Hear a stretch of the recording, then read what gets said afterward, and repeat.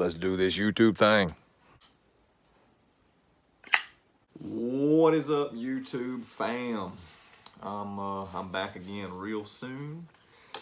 Was in here doing some sharpening and messing around with some knives and figured I'd do a quick video, man. I'm sure some of you guys saw my Instagram post from earlier, but my buddy Steve, my good old pal, Super Steel Steve, did something really cool for me. He sent me a knife that I've been wanting for a really long time. And it was really kind of out of the blue, man. I didn't expect it at all. I never would have thought. He texted me and was like, hey, I'm sending you something. And I figured he's got a few of my knives, so I was thinking, oh, okay, he's sending one of mine back, or he's gonna send me something goofy. It never even occurred to me that he was gonna send me the Cold Steel Code 4 CTS XHP. Just didn't even occur to me, man. But it is a phenomenal knife. I've always wanted one. I mean, it literally fits my hand like a glove. This is for my hand size, that it fits my hand better than any other knife. Like, it's very similar actually to the Manix 2 in the way that the handle is designed. And I was noticing that yesterday. My wife actually bought me a Manix 2 a while back. And the ergonomics, the way that it's shaped, and I'm going to do some close-ups of it here in a minute, is very, very similar in the way that the handle is shaped. That's really hard to see, but I'll do some close-ups so that you can see. But man, it's almost identical. So I was wondering why, they felt so similar. I was like, man, that really feels a lot like a Manix 2, and I held them side by side. I was like, oh, well, that's why, because they're almost identical in the grooves and the way everything's designed, minus the 50-50 choil. The Cold Steel does not have that. But I'm not the kind of dude that chokes up on a knife like that anyway. I feel like that's kind of, I don't know. I mean, I guess I might if I was, I don't know. Anyway, so, but that was kind of what this video was for, man. Just to kind of put Steve on blast. Everybody thinks that Steve's this rough and tumble Florida boy, which lives in Georgia now, but he's a Florida boy. That's a little tidbit, a little inside information for you guys, for the ones that didn't know that Steve's a Florida boy, which I am too, Panama City, and he was from Gainesville, I believe.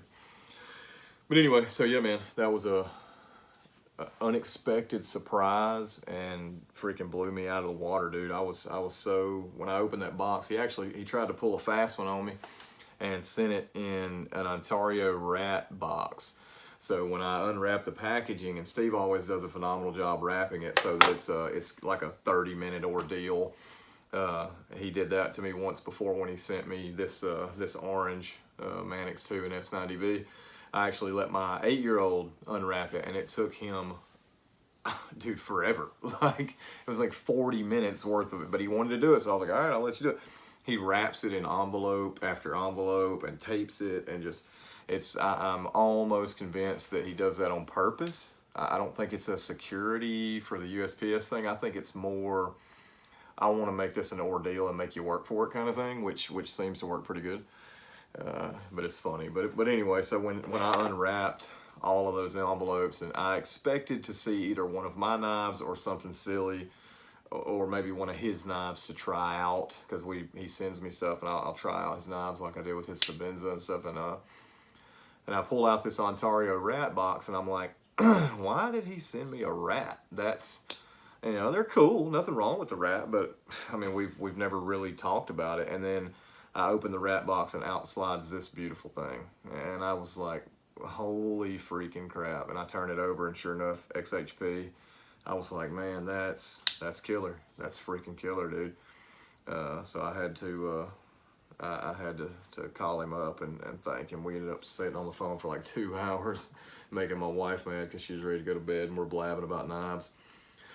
But anyway, that's what the main topic of this video was about, man. And I'm gonna do some close-ups here, and for the guys that haven't seen it, I know everybody for the most part has, but for the people that haven't, we'll dive down and take a closer look at it and do a little talking about it.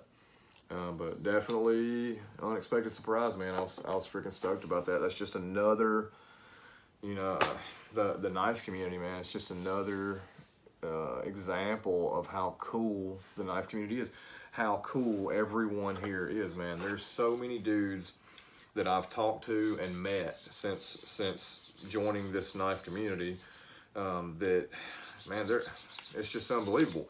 It still surprises me that, all right, perfect example, Corey Glasser, the guy that I mentioned in my first video, really good friend of mine. And it kind of seems weird when you say that he's a really good friend. We've literally only met one time. Same with Steve. Corey and I, for months and months and months and months, talked almost every day, on a daily basis, man. We met on Spyderco Facebook groups, and there's something to be said about the way that knife guys and gals connect. You don't really get that from anywhere else. It's odd. There's something else there. And Corey and I have talked about that before. About I don't know what that extra something is, but when you connect people around certain items and certain things in common and likes and dislikes, it's obviously there's a connection there because there's a similarity in the way that you guys think and the topic that you both have in common is, so obviously there's a connection. But for some reason with blades, man, with knives, there's just something else there, and I'm not sure what it is. Corey had mentioned that, and I agree that there's something just kind of, I don't know, it's hard to explain. I think it may be a connection that's kind of connected to our early ancestors, and maybe that was the first form of trading was tools and blades, and I don't know. And I know it seems kind of silly, but it was a long conversation that Corey and I were having one day about what is that extra something there that makes the people in the knife community seem to connect so easily and so well. And it's just, I don't know, I can't explain it, but I guess that's the problem, trying to explain it. It doesn't really make sense, but I know all you guys out there, I know all you guys understand what I'm talking about. And before I go any further in this video, I need to give a shout out to the Neves, Jared and Kara Neves. Those are my homies too. Still haven't met those guys, man, but next year at Blade Show, we're definitely going to meet. But they've been so cool to me, dude.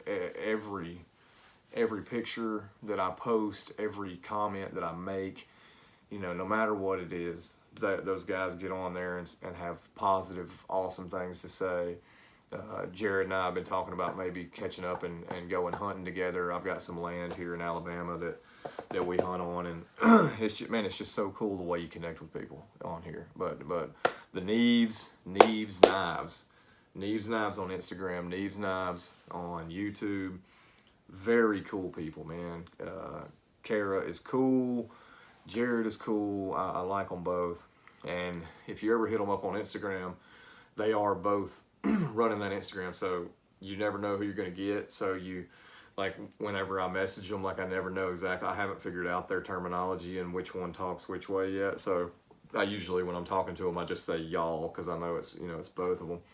But very, very cool people, and I forgot to shout them out on my intro, and I mentioned all the dudes that I watch. I mentioned Steve, and I mentioned Slicey, and I mentioned Stasa, and Kenny, and In the Pocket, and I mentioned all these people. And Outpost 76, man, Gerald's cool.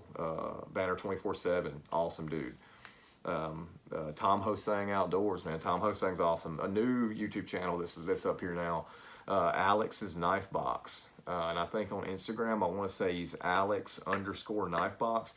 That dude has an amazing knife collection. He has the best taste in knives. It's wild, man. The taste in knives that guy has. And it's so vast. He's not limited to one style or one type or one. He's all over the board. But everything that he seems to have in his possession is a phenomenal knife. He knows his stuff.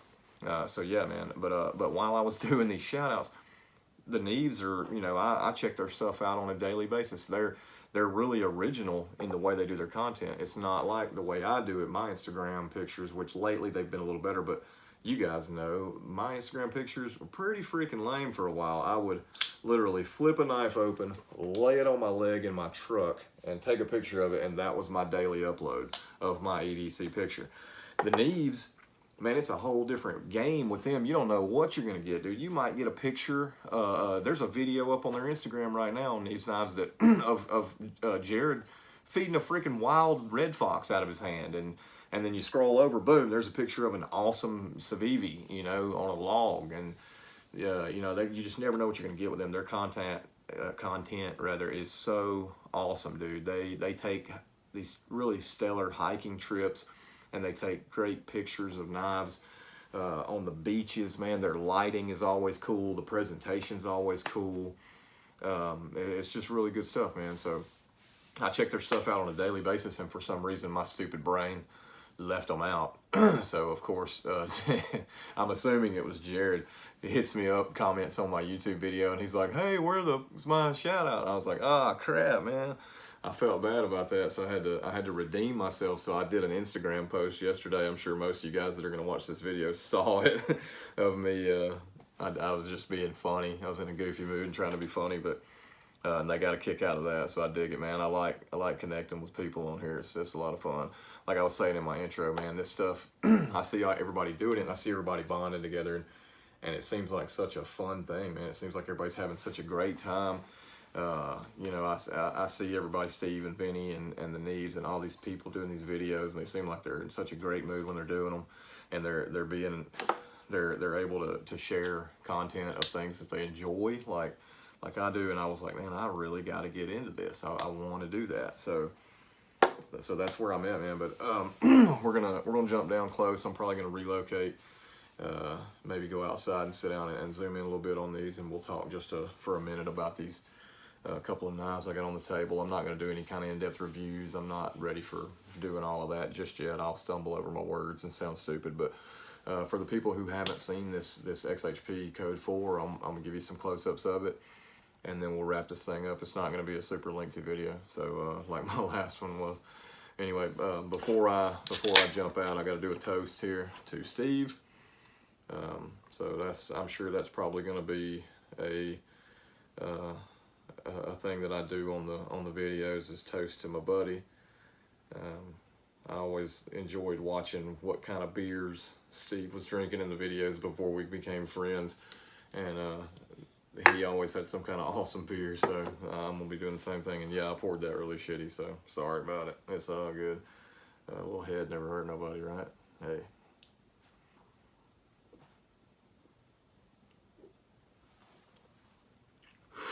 To Super Steel Steve and the Neves. So I'm gonna stop this one, and we're gonna flick over to a different point of view here and take a look at this Code 4. Alright, so this is probably not the best view in the world, but it'll work until I get all my stuff settled here and figure out how I'm going to be doing these videos. So just kind of bear with me for now. If you guys have any recommendations that you could give me on different mounts and stuff to make this a little easier, man, that would be super stellar. I just don't have any clue, man. I'm starting just as fresh gets here. But anyway, so moving on, let's make this one actually have some good information that people might enjoy watching instead of listening to me blab for 16 minutes like the last one. Sorry about that. And thank you so much to the guys that watched that video all the way through. That's really cool, man. I saw all the new subscribers and the likes, and man, it's just really cool. Makes me feel good. Makes me feel like you guys enjoy listening to me talk. And my format is just kind of gonna be like I'm talking to my buddies. So, which I am, so cool. But anyway, this is the Code 4, and of course I mess up the flick, but yeah, this is Cold Steel Code 4, and of course it is CTS XHP. Let me do that little trick that I see everybody do where they can try to get it to zoom in.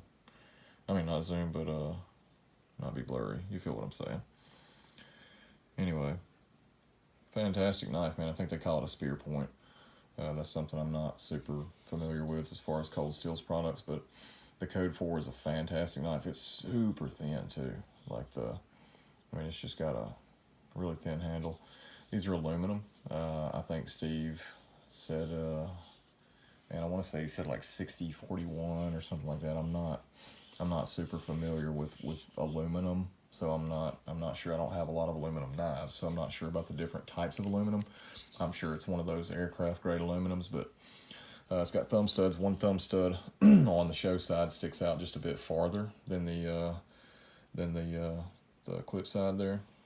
But just, I mean, and it flicks really well. Of course, I messed it up the first time, but flicks really well. It's a back lock, like kind of a mid lock. Great action, man. Drops free if you're holding it right and not chop your finger off like I almost did. But it's super smooth. The lockup is solid. There is zero play in this knife. And like I was saying before, the design, the way that this is designed, fits my hand like, I mean, as if Cold Steel designed it for me, the way that it hits. And so the jimping, there's no jimping on the blade like you normally would see with most knives.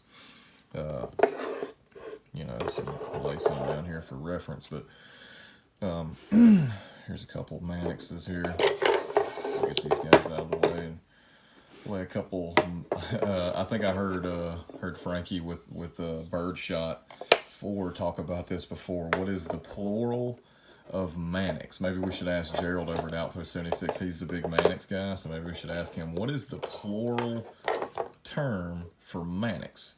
Obviously, Mannixes doesn't sound right. I think Frankie at Birdshot 4 said Mannixi, which I kind of dig that, so maybe we'll go with the Mannixi. Anyway, I got a couple of Mannixi here.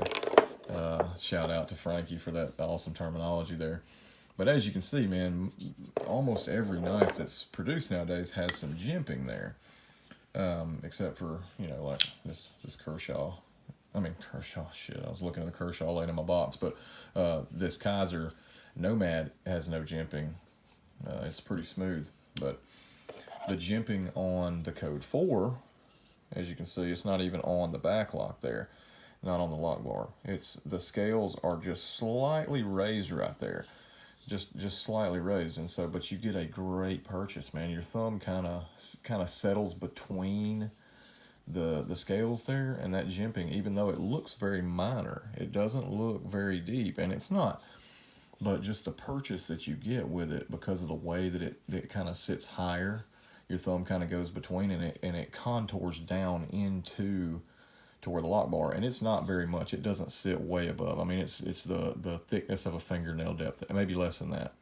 So the way that it curves down into there, your thumb just kind of settles into it very nicely, and it feels very, very good. And like I said, I'm not a knife reviewer by any means, but this is just my take on the Cold Steel Code 4 that Mr. Steve got for me and sent to me for my birthday. I do like the clip. I like that curve. So when you slide it down into your pocket, it kind of tucks it to the side. If you're carrying right hand, if you're carrying left hand, it kind of tucks it out. So, but if you're carrying right hand, this right hand tip up carry is perfect, because when you slide it into the pocket, it's going to settle to where your pocket is. The material is at the top of that clip, and it kind of settles it to the corner of the pocket. So when you slide your hand in there, you get plenty of room. I keep my wallet. I got a little front pocket wallet by Mountain Khakis that I keep in my front right pocket, and that's also where I carry my primary carry knife. I usually have a backup on the left, maybe even a third, because I'm a knife dude. That's how we roll. But yeah, my primary knife is generally a pretty big knife. So carrying my front pocket wallet and a knife in that pocket, depending on what jeans I'm wearing, can be a little bit aggravating sometimes. So having a clip like that kind of tucks it over to the side is perfect. It's perfect. But yeah, so, and I'm not saying all this because Steve gave me this knife and because he's a friend. I'm saying it because it's true, man. This thing is so freaking fantastic. It fits me so well. The grip is perfect. Everything's perfect. So let me show you real fast. I'm going to wrap this thing up here in just a minute, but I was going to show you real quick the ergonomics and what I was talking about the Mannix 2 and how the ergos of the grip and the area where your forefinger and middle finger land is very similar. And so that's why when I held one of these for the first time, I was like, man, that feels great, because the Mannix 2 is one of my favorite knives. So if you look at the way that those are curved, starting here, that big curve comes up to that point, and then a kind of a slider curve. I mean, they're almost identical. And I will lay them on here so you can see what I mean. I did this last night checking it out myself, but see here, I will slide it up, And I mean, it is almost identical. And so when I felt this knife for the very first time, I was like, man, that feels great. Then I realized, I was like, well, no wonder. It feels like the Manix 2, and the Manix 2 was designed for my hand. I mean, it fits me so well, even when I'm up on the forward choil. But like I was talking about, I don't really do that much, but this knife just fits my hand so well, with that thumb ramp and all. And you get you get kind of the opposite of that on this one. You still get those ergos, but you get this where you can kind of come back a little bit. But man, it feels so nice. And I just can't thank Steve enough for sending me this. I'm really stoked about it. It's got a great action. And I mean, dude, you would have thought that this thing came off the assembly line 2 seconds before he put it in the bag. I mean, it is gorgeous. I mean, everything about it looks so nice, dude. He said he cleaned it up before he sent it to me, and he did a fantastic job because it was flawless. It was absolutely flawless. But anyway, so yeah, that's pretty much it, guys. I was just wanting to do a quick video about that in particular, and just kind of a shout out to Steve. He has been an awesome friend so far. Not so far. You see what I'm saying? He's been an awesome friend. I'm sure he will continue to be an awesome friend. I didn't mean to say so far. But the next kind of knife showing that I'm going to do, not in this video, I'm just kind of giving you a tidbit here, is this Kaiser Nomad, which I absolutely love.